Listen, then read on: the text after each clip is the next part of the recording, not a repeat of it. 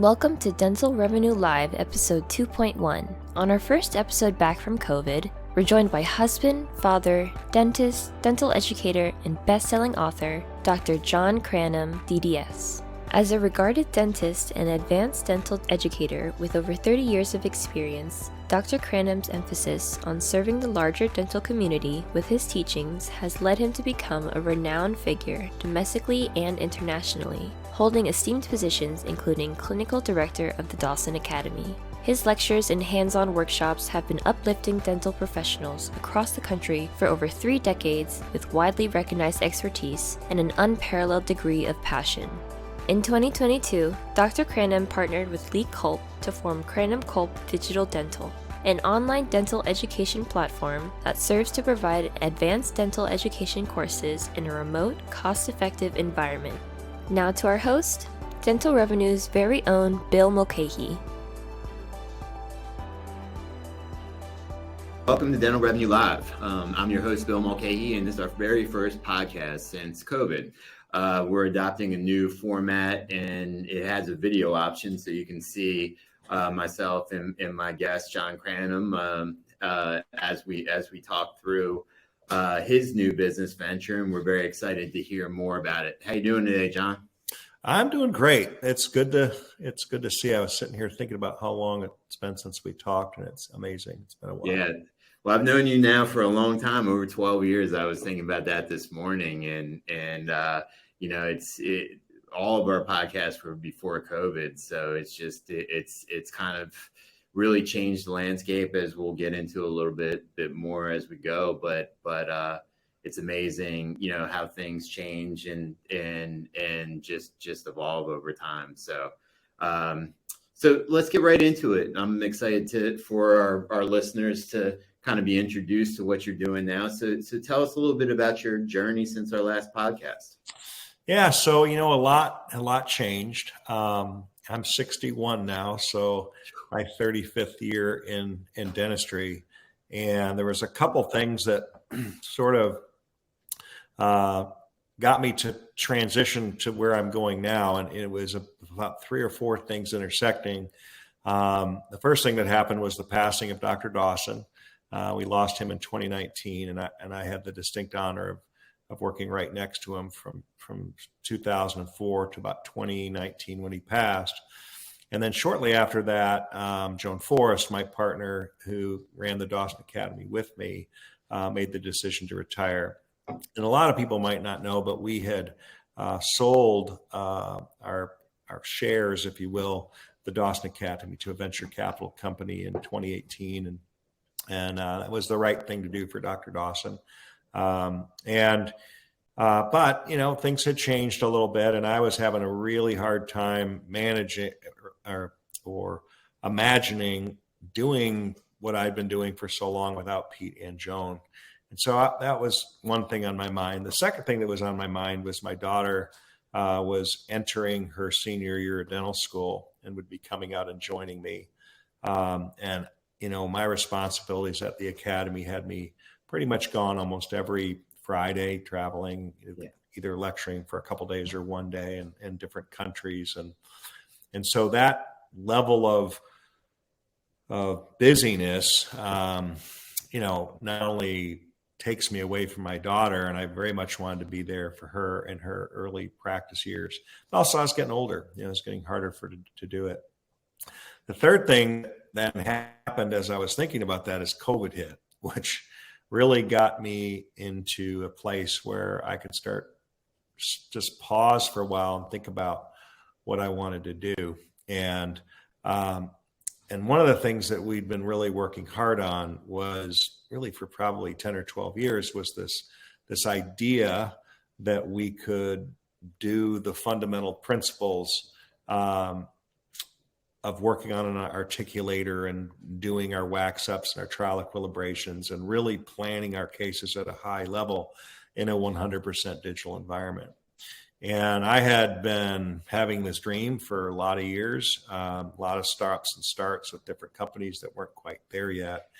And it was probably about 2017 that Lee Culp had called me and wanted me to come to Raleigh and see some of the things that he was doing inside of 3Shapes. And COVID really, I had bought the software and was fiddling around with it, but COVID gave me the time to really immerse myself in it and really start to see that everything that I could do in the analog world, I could do better and faster in the digital world. And I started to think that, if I came out of COVID, maybe the best thing to do was step away from the Dawson Academy and to really focus on making sure that all of the principles that came out of Dr. Dawson's brain found their way into the digital world. And so coming out of COVID, I started a proof of concept with just 20 doctors to see if they would be interested in getting the software and working with me. And I created some video training for them to do and some online coaching to do. And those 20 doctors did very well. And so it's expanded. And it's towards the end of that year that I brought Lee in and we created Cranham Culp Digital Dental. And that's kind of where we are now. So yeah, my focus is really making sure, if there was a mission, it's really to accelerate the transition of the global dental community to these digital technologies, but making sure we do it without compromise. And that's really the thing that concerns me most about digital is it is so fast, but if we don't understand where teeth go and if we don't understand where the joints should be and we don't understand these basic tenets of occlusion, then it can really allow you to do some things wrong really fast. And so we've got to marry great concepts with great technology. And I'm having a ball doing it because it's also completely, we've completely changed how we can disseminate information. And I think that was born maybe inside of COVID as well.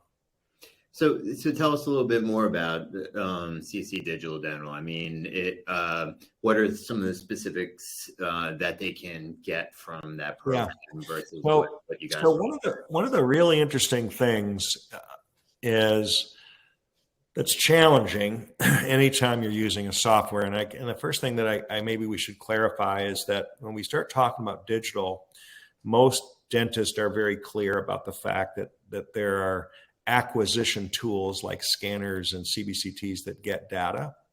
And then there are certainly output instrumentation like mills and printers that will output things.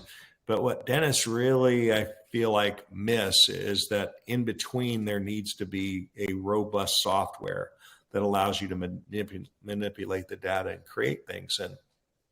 And as dentists, we're kind of familiar with the software that comes with the scanner, the software that comes with the printer, but it doesn't allow you to, it doesn't have a virtual articulator, it doesn't have waxer. So the best instrumentation or the best software available to us is actually the software labs use. And there's sort of two on the market. There's Exocad and there's 3Shape. 3Shape is, when I say 3Shape, it's not the Trios. It's not the 3Shape scanner. It's specific lab software called the 3Shape Premier software. And so that was what Lee was using, and that's what he trained me on, and that's what our doctors are using. And so what we want to think about is that software replaces the articulator, it replaces waxing instruments, it replaces a lot of things for us to be able to make splints and to do wax ups and do trowel equilibrations. And if you've got the implant studio, to place implants and make surgical guides and all those things. So what we have done is, and again, it was born out of the complete frustration of me learning to do it. Because when I got the software, the only thing I could do was I'd get the software and I would drive to Raleigh and sit with Lee for the day or one of his people. And I think back on it, it was kind of like almost like the Saturday Night Live skit when Jimmy Fallon was the IT guy and he'd show you something. That's kind of what it was like. I mean, I would sit there and watch him do something and I would kind of get it. And then as I drove back to Chesapeake, I could feel the information leaving my brain. And if you don't know the buttonology, the steps to do things, it's frustrating. And you'd get stuck and then I'd be calling him and I felt like I was bugging him. And so what we decided to do was to kind of create 3 levels to this. And the first level is there is and this is also subscription-based, training. But one level is that we have 8 online lectures a year. Sometimes it's Lee, sometimes it's me, and we have a lot of guests coming in. But it's all related to doing, high-end comprehensive care in 100% digital environments. And our lectures are from 9 to 12, 8 times a year, and they're recorded so people can go back and look at them, and there's CE credits available for all that. So there's that part of it, which I kind of feel like we've got a bunch of people that just do that. The second level is they go ahead and buy the software, and now they want to know how to utilize it. And so we use a platform called Teachable, where we've gone in and created many hours of video with practice cases where they can, in the comfort of their own home, open up their computer, their design computer, and then either use a tablet or another computer to watch the video. And all the videos are maybe 1 or 2 minutes just showing a step. And the good thing about 3Shapes is once you learn the step, it's the same step every time. That's the buttonology of it. There's a lot of steps depending on the workflow you're doing, but they can learn how to do it. And then the third option is they get the videos, or they get the online classes, they get the videos, and then they get one-on-one coaching with me. And so the one-on-one coaching, what's intriguing about it is, and this again it's just funny for where we are, is what I'm finding is that dentists that are, say, under 40, they learn the software ridiculously fast, way faster than I did it. They're fearless of the buttonology, but they may need help with cases. Mm-hmm. And so, but what's great about this technology is that I can use TeamViewer and go into their computer, and they can have their photos, and they can have their virtual articulator, they can have their wax up there, and I can literally grab the mouse, and we can be working on the same thing like we're sitting right next to each other. And we've got clients all over the world. So that's cool. And then the other thing is the dentists that are over 40, they often don't really care what I think about the treatment plan, but they need help with the buttonology. They need more help beyond the videos. One of the things that's intriguing is that I didn't expect. I thought that dentists would all utilize it the way I utilize it, which is kind of controlling everything, but probably more than half our clients now, I'm actually doing the coaching and the training with an assistant. And so the doctor's sort of over their shoulder, but it's the assistant that's learning how to mount the models and really just use the mouse. And then we're helping the doctor and the assistant learn when the doctor needs to be over their shoulder, like deciding an incisal edge position, or deciding a vertical, or deciding, guidance or whatever. And I think that's probably going to be the fastest way this grows, because the more the doctor can keep their head down making tooth dust, the better the practice is, so that's what's intriguing. And, that kind of leads me to a follow-up question with that. As the landscape, as we discussed already, has changed in recent years, and you decided to go down this path, what are some of the things you feel like you can offer in a better way, versus what are some of the things that you are challenged with online versus in-person format? Let's go to the challenges first. I do think that there is an energy that happens in a room, at least for the speaker. Mm-hmm. Like when we're doing the online lectures, it's certainly a challenge for us to keep the same level of energy. When you're in a room full of people and people are into it, you can kind of look in somebody's eyes and suck energy from them. And so when you're doing the online thing, I remember we did seminar 1 when I was at Dawson in the middle of COVID. I think we had like 1,100 people on it or something, Right. And I'm just lecturing off into space, but then I'd look over at the comments and there'd just be, people just commenting. So that's certainly a challenge, but on the benefit on the other side of it, particularly in the coaching, what's really interesting is in this format, I really have an opportunity to, since it's sort of we're looking at chunks in a year, they're signing up sort of for a year, and I don't think we've really had anybody drop off. They kind of keep going with it. because it keeps changing, and then they get printers, or they're doing the next thing as they evolve. But for me, one of the things I love about it is, if you're speaking to a room of 300 people, you don't really know what is going into their head. I mean, there's certainly a lot of excitement for you to be having the honor to do that, but you don't really know what's going in the head. When you do a group of 20 or 25 and you're going around the room and they're doing hands-on, you get a better idea about it. But when I'm with a group of people now that involve lectures, and then I can kind of see what they're doing video-wise, because I can see that in the portal, and then we're doing one-on-one. I mean, one-on-one, there's no hiding. I mean, you can't hide. I mean, and so I know exactly where they are. And so for me, it's a much more granular way to teach, because I can say, all right, you got this, but there's a hole here. So do this next time. And then when we come back, we'll look at it. I imagine they have like full access to you. I mean, like it's your undivided attention for that period of time is. Yeah. And I hear dentists, I was just on a dentist the other day on a call with a young lady who's in a group practice situation. And a lot of the other doctors are a little more, advanced. And she was spending a lot of time apologizing to me for not knowing more. And I was like, there's no apologizing here. I mean, you're on here, you're working hard. Let's just focus where you want to go. And so but I do think, for the student, they have to be very transparent. I mean, because there isn't any hiding. And I think sometimes a person like that in a hands-on course might have just kind of hidden their stuff and not really gotten any help. Yeah. And so I think what's sort of intriguing right now is I do think what we're doing disrupts traditional continuing ed a little bit, because for the price of one hands-on courses at one of the major institutes, I mean, they can be locked in with a lot of education for a whole year, not have to go anywhere. Now, we are starting to realize that it's good to get the tribe together. So we have a big CCD day as part of the Whitmix Digital Symposium.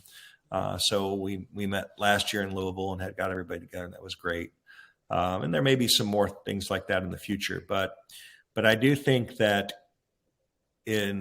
with what this is, which is really comprehensive care utilizing digital technology, repetition is the key. And so the combination of getting motivated by some lectures of what's possible, and then doing the repetition, whether it's the dentist or the assistant with the videos, and then doing some online coaching, whether you're working on buttonology or cases, is a very powerful way to learn and to implement. Yeah. You and Dr. Culp, I've known each other for a long time, but you have different backgrounds. Talk a little bit about how your background and his background contribute to the overall success of the program. Well, the first thing is he's going to really appreciate you calling him doctor, because he's oh yeah, that's true. A laboratory technician, but no. But he knows more than most doctors, so I'm going to call him Dr. Culp too. But no, so what's interesting about Lee is Lee and I are pretty much the same age. I've known him forever. He's been in the business longer than me because he didn't go to dental school. So, I mean, he got into the technology world. I'll let him tell his story sometime, but sort of, just almost by chance. And very early got picked up by Ivoclar. And, he was one of the people that was, really involved with IPS Empress and the development of Emacs. And so he's been doing this a really long time. But he was also really early, like maybe the earliest into the digital world, because he saw CERAC, was intrigued by it, and CERAC was for dentists. And his question was, can we do something like that? Could we have something like that? Yeah. So he may have had the first 100% digital lab in the country. So, his level of expertise with aesthetics, I actually met him at a Dawson class, like my second Dawson class in St. Pete is when I met him in like 1989 or 1990. So he's been around. And so I think when I think about what Lee does, I might be a little bit more of the CEO a little bit in terms of kind of picking directions and things like that. Yeah. But there isn't any question that he's the R&D guy, because all of the workflows, all his relationships with all these companies, like he is on the cutting edge of everything that's happening in the digital world. But what makes him so valuable is he understands what we're trying to do from a planning perspective, particularly with, occlusion and aesthetics. But then, you layer in implants and stuff like that. I mean, he's doing some of the most complex cases with some of the best teams in the country. So I think it's an interesting.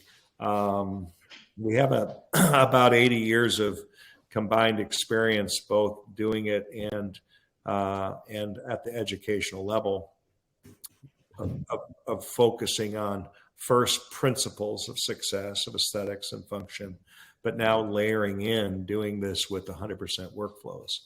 I feel like, I think from speaking for both of us, I think that we feel like that maybe all the work that we've done, like all my work with Dawson, all the things I've done in the past, maybe is for right now. Because what I'm so nervous about is if we don't get these principles of occlusion, the principles of aesthetics and biologic health and structural health, these principles that were really in these analog workflows, whether you're looking at Dawson, Pankey, Spear, Coyce, all these institutes that focus on doing the best dentistry, digital has been removed from that a little bit.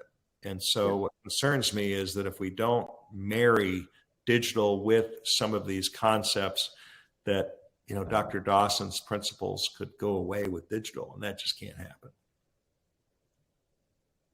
So I'm a prospective client or prospective student. What are some of the questions I'm asking you, or what are some of the things I'm most interested when I'm sort of deciding if this is the program for me? Yeah, I think in general, I think what I see is kind of two sides of the equation. I see dentists that love digital, that maybe they've been a CIRAC person, maybe they've been doing a lot of digital dentistry, but they're aware that they can't plan bigger cases. And I see a lot of docs like that love the digital workflows, but when they were doing a bigger case, they would go back to analog. They take a face-bow, they take a bite, they plan it in wax, and then they might scan the preps, but all the planning happened in the analog world. And those people do really, really well with this because they already kind of know software. They're really just learning workflows.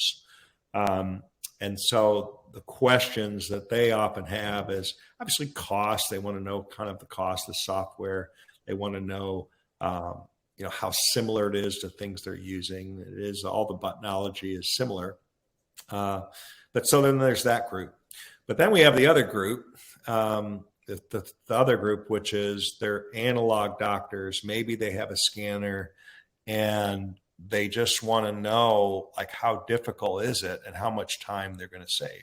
Yeah. And so, for instance, like in our office, so my daughter's a dentist, my son works with me as well, and he does all the lab work. And he used to mount models. I mean, he would be in the lab and, he was covered in stone and doing all that stuff. So in the analog world, we would take impressions and our photos and we'd do all that, and it would go to him and he'd pour the models and correct water powder ratios and trim them to precision and then mount it. And, and 2 or 3 days later, I would get a beautiful set of casts that were in a box that then I could treatment plan it. So he would have maybe, with setting times and everything, he'd probably have a good 4 or 5 hours into that. Now we go in, I do my little interview, I do my exam. I'll put the patient in centric. I might use a leaf gauge or something to get the bite. Then they'll scan. So the first thing they do is scan. Once the scans are done, we'll take a bite scan, CR, and 1 in MI. It goes up into the cloud, and then they start taking pictures. Before they start taking pictures, they let Cornell know that it's in the cloud. And I'm not exaggerating. He'll have the cast on a virtual articulator before they're done taking pictures.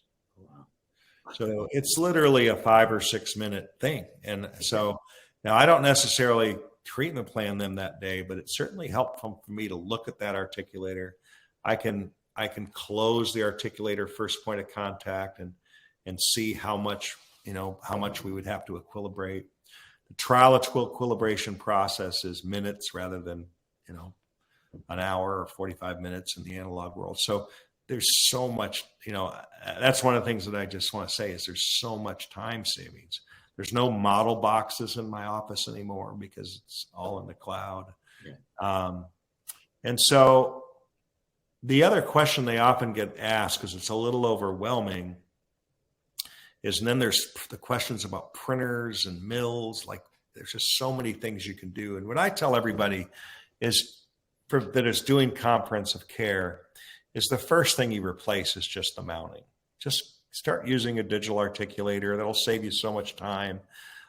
Then start doing basic wax ups or having your assistant doing basic wax up. That can happen in a relatively short period of time. In terms of printing, I waited 2 years to get a printer. I would do my design and just send my design to a lab. They'd print it and send it back. And if they're not doing the design, they don't charge you much to print it. Same thing with my TMJ orthotics. I would design them and they would print it. A lot of my doctors now that I'm working with kind of followed the same path, and they're starting to get printers and doing that. And that's another big time saving thing. So I think what people get overwhelmed with is so much. And what I would counsel people on is the temptation is to just try to do it all at once. And I think we can really help people set realistic goals and also realistic implementation protocols so that they don't get overwhelmed. Because if you get, it's like anything. If you get overwhelmed, you're just going to stop. It's just too painful. In our last podcast, way back when, we talked about complex dentistry and kind of bridging the gap from, just starting out your dental practice. And while this program, is suited for dentists of all skill levels, there is a huge group of people out there that are still new in their career and maybe they're intimidated by bigger cases. I imagine, and maybe you could elaborate a little bit about how this can bridge that gap and give them more confidence about. Yeah, well, absolutely. And again, there's going to be dentists out there that this is never going to be a fit for. They're going to be one-tooth dentists, and that's fine if they want to keep things simple and refer everything out. But I do think that most dentists, once they get to, they've been at it a few years and the bread and butter starts to become like mindless, you can start doing it, having a little more challenge. And it also might just be driven by the need. You're just going to start seeing things where people need more. And there isn't any questions. People like to stay in house if they can. So one of the things that I do like about this is I love working with some of these younger doctors that are learning aesthetics and learning occlusion. They're learning design because I can show them on a virtual instrument, once they learn the basic principles we're after. And we have online lectures that they can learn all that. But then to be able to sit down with them and go through a case with them, and maybe it's a very complex situation that becomes pretty simple if they just do Invisalign first. But learning what the ClinCheck, where the teeth need to be in at Invisalign, at the end. It's not just moving the teeth, it's moving them to a precise position, which then maybe decreases the number of restorations and it helps them. So one of the exciting things for me is watching my daughter practice, 2 years out. It's been so fascinating to me is I thought that in order for her to understand digital or the principles that she was going to have to learn analog before she learned digital. And so she started like that. So she was about 6 months in and, we're still mounting models, but I'm all digital and she's doing it analog. Yeah. And one day we were, sitting opposite each other and she was in a kind of a bad mood. And I was like, what's wrong with you? And she's clacking on the articulator extra hard, and I'm like, what's wrong with you? And she goes, Dad, this is stupid. Why am I doing this? And I go, well, I want you to learn this. And she goes, yeah, but I can see it better over there. Yeah. I can see it better on the screen. She said, this doesn't make sense to me. She said, I've had a screen in my hand my whole life. Yeah. This makes sense. And I was shocked. I was looking at her going, I'm like, are you serious? Because see, for me, and this is what's interesting with the older people, is it's almost like if you're learning a second language and you're 40, Yeah. you're learning a second language and say you're learning Spanish, you learn the Spanish word, but you translate it back to English in your brain to understand it. Mm-hmm. When I was learning digital, I was looking at the screen, but I was imagining what I was learning, what I could see in the analog world to understand it. Caitlin didn't have to do that. Yeah. So with Caitlin, she just has to understand it. She still has to understand the principles. Yeah. She still has to understand where teeth go. She's at Pankey this week. She's at E2 right now, learning, and she's going to be doing some things analog, but in our practice, she's doing all the methodologies digitally.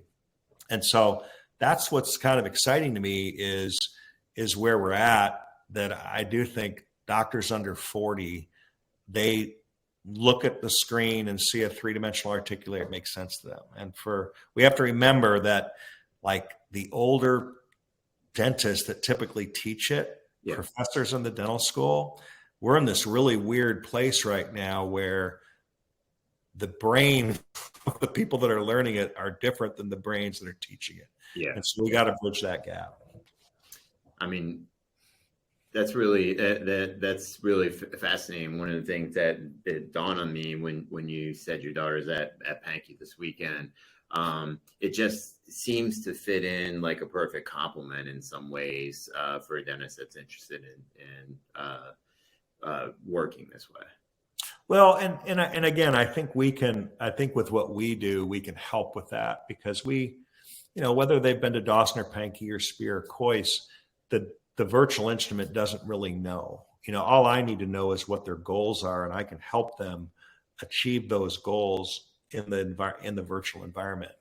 And we can do that faster. So to me, what I think dentists need to know is that, and what my hope is that the digital workflows will allow more dentists. There'll be less barriers. There was a lot of barriers in the analog world in terms of getting that perfect wax bite. We don't need wax bites anymore. We're scanning with we can get there faster with fewer chances for error for us to really plan. And so I would see dentists get frustrated learning the analog way and then stop and then just, go back to what I call prep and pray and just sort of so now we're kind of at that point where I really think that they can be wherever learning things, but if they want to learn it digitally, they don't have to spend a fortune, and they can come with us and not only learn the technologies but also get help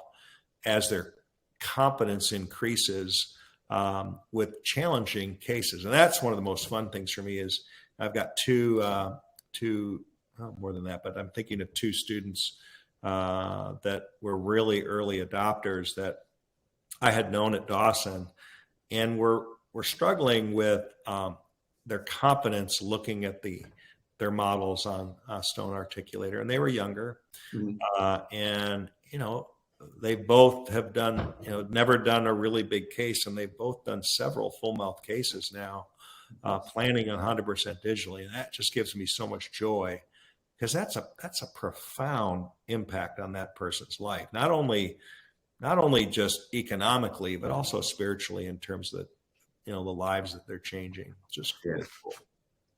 Well, that's a good segue into what was going to be my next question. Do you have a client story so far that really stands out that you'd like to share? Yeah. Noemi Cruz Orcutt she's in Iowa. And it's funny because she was actually my first client. And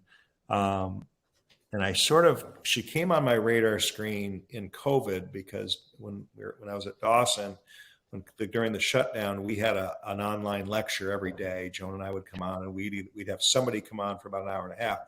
And it really became fun because by the end, there were a couple thousand people that were, on almost every day, just trying to have something to do, and not go crazy.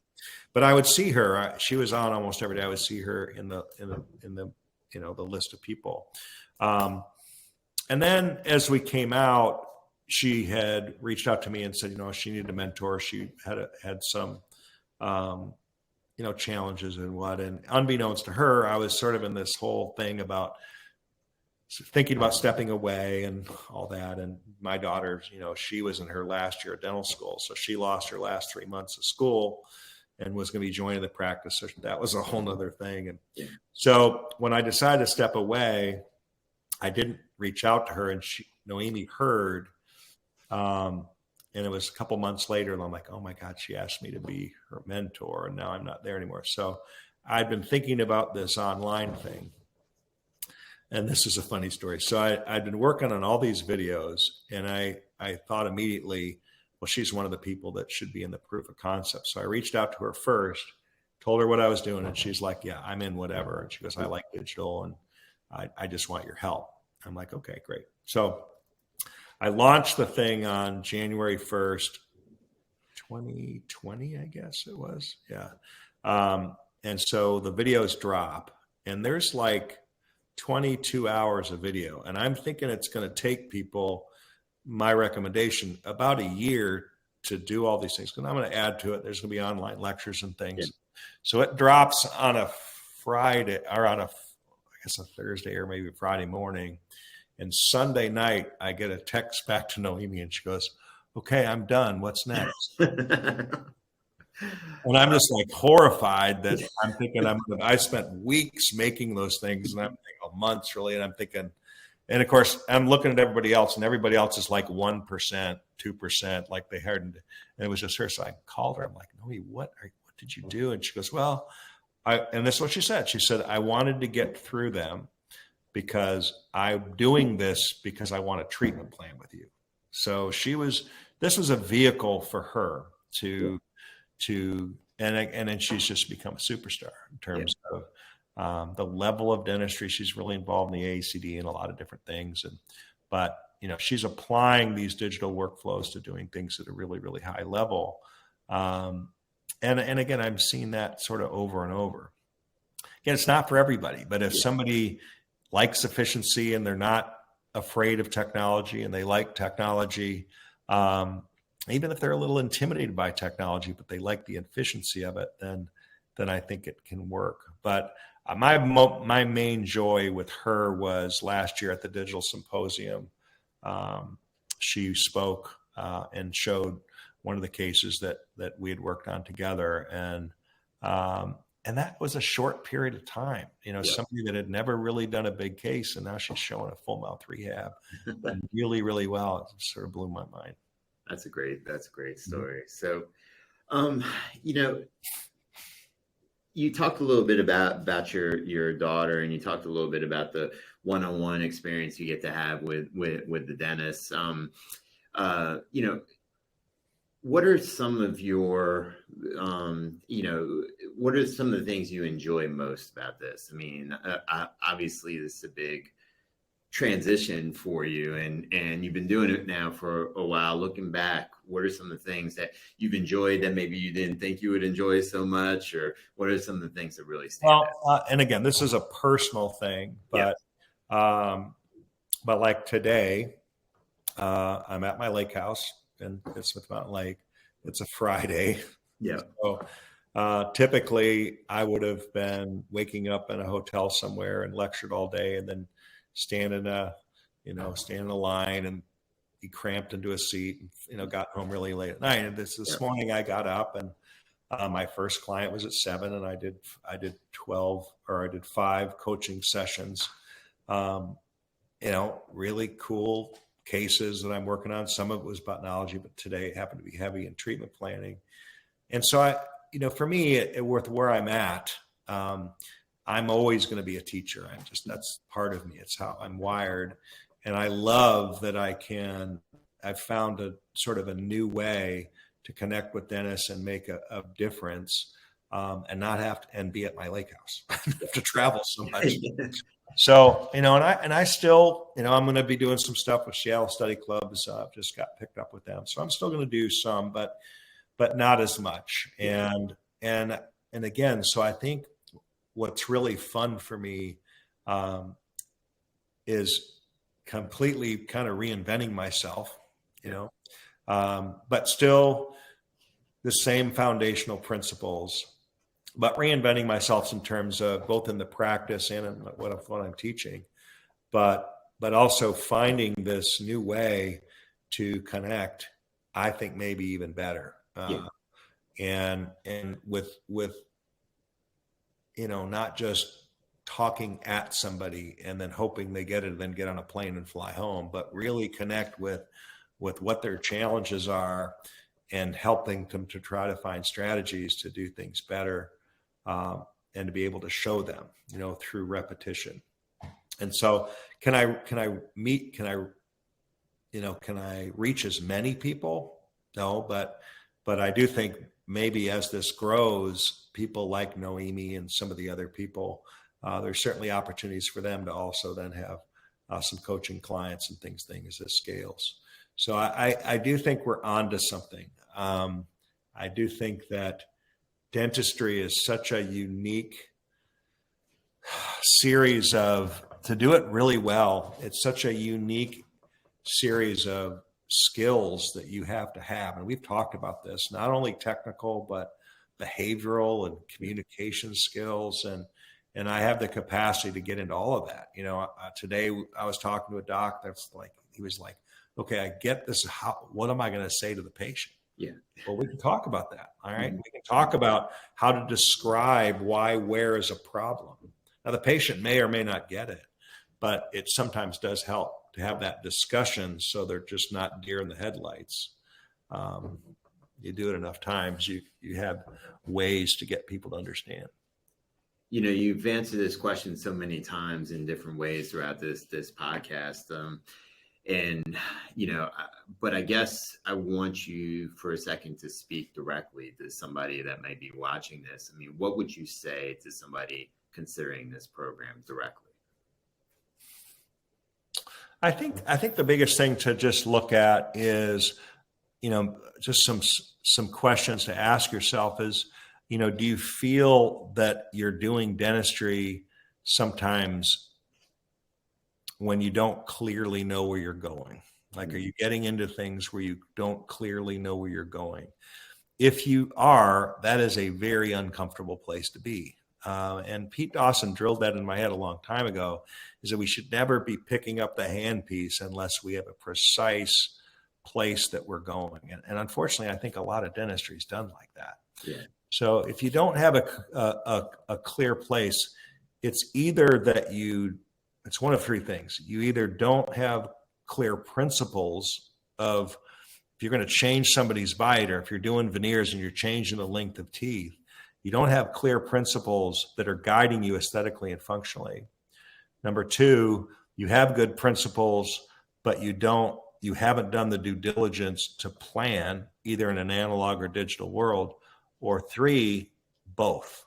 And again, if the minute that you go away from doing one-tooth dentistry and starting to do multiple units, you got to have a plan. Yeah. And what I would just say is, in today's world, if we can do something that's better looking in a lot less time with a lot better output, why would we ever do it analog? I mean, there's just no. I mean, I've looked at this. And tried to find reasons not to do it. And if I couldn't go back, if I had to go back to with a waxer and stone models, I just would sit on my dock. I would do it. Because I can do it so much better. And it's really, the other exciting thing for me is this is something that, 15 years ago, when I started to think about this, saw scanners and started to think about this, I dreamt for now. And there were so many times when we were disappointed that it just couldn't quite do it, but we can do it now. And it excites me. And if I can help somebody, I mean, they just have to reach out, go to the CC Digital Dental site, send me a message, and jump on a call and talk, see if it's a fit or not. Well, it's been a perfect first podcast back from COVID, post-COVID podcast. But, so I just have one last question because I'm interested. What's your vision 3 years from now? Where do you hope this organization is, and what do you hope? Where do you hope it goes? Yeah, it's interesting. I mean, we are one of the things I'm talking to one of the bigger organizations right now about bringing in some digital classes into that. That should be announced pretty quickly. So, I've definitely been in the business at the Dawson Academy of running big seminars and big things, and I don't really have the desire to do that anymore. But like I say, I mean, my focus is doing whatever it takes to accelerate the transition of digital workflows to the global dental community. And so I think that my hope is that our online lectures and our video training, our coaching expands, because I do think we can definitely help dentists do dentistry more efficiently and a lot better. And I think to do that, having a presence on the lecture circuit, Seattle Study Club is going to be our primary venue right now, is going to be part of that. Some hands-on classes at one of the major institutes will be part of that. And then we will keep doing what we're doing to support the doctors after that. So I do think that there has to be some things where doctors can kick the tires a little bit. Yeah. Come in and experiment, see if they like it, or without having to buy all the software and all that. But once they're all in, we need to be there for them to support them so it gets fully implemented. But that's what I see. And as far as me personally, still practicing. I work Tuesday, Wednesday, Thursday. So still doing a lot of clinical dentistry 3 days. I sort of work on this other part of my business on Mondays and Fridays. And I don't have any desire. I can't play that much golf. So I slow down, keep rolling. Well, we were very lucky to have you as our first guest back. So I really appreciate your time. It's been a fascinating story. It's been great to hear about your journey, and thank you so much for being a good friend of Dental Revenue for so many years, and congratulations on everything you've been able to accomplish. So, well, thank you. And again, also thank you guys for helping us with getting the site up and the way we want it. And we'll keep working on that and making it better. But we'll keep our partnership going, and again, appreciate the opportunity to talk about this. Yeah, it's so funny. I've been writing down notes because I'm like, that we need to highlight that more on the site, or we need to incorporate that message into the site. So no, it's definitely a wonderful opportunity today, and thanks again. All right, Thanks. Great one.